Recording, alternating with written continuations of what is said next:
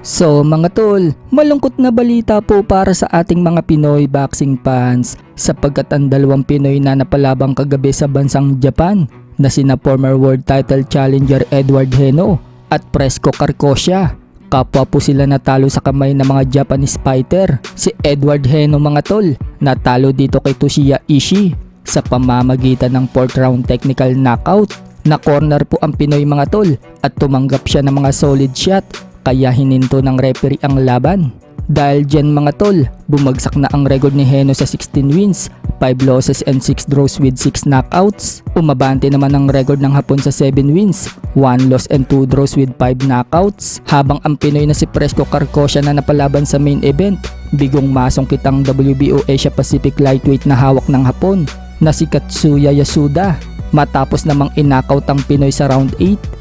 Dahil dyan mga tol, bumagsak na ang record ng Pinoy sa 12 wins, 4 losses and 1 draw with 9 knockouts. Umabante naman ang record ng Hapon sa 14 wins and 1 loss with 9 knockouts. Dahil tapos na ang laban ng mga Pinoy mga tol, tutungo naman po tayo sa laban mamaya sa pagitan ni Sam Goodman versus Takdana Luwampun. Maya-maya nga lang mga tol, malalaman natin kung mapapanatili ba ni Sam Goodman ang pagiging mandatory niya sa Super Bantam. So hindi nga po basta-basta ito makakalaban ni Sam Goodman.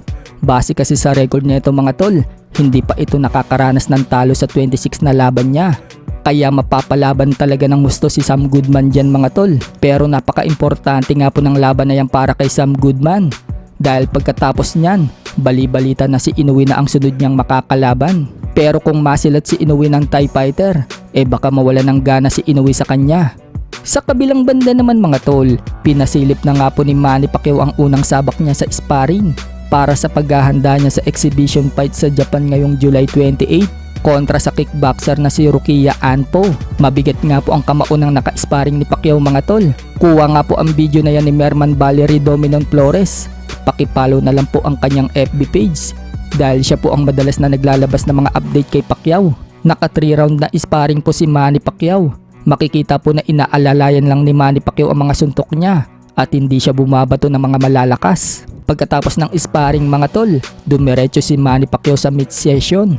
At 3 round din po ang nagawa niyang mid-session dito kay Coach Buboy Fernandez. Sa ibang banda naman mga tol, Jason Casimero, sinabing totoo ngayong September daw ang laban ng utol niyang si General Casimero sa Japan.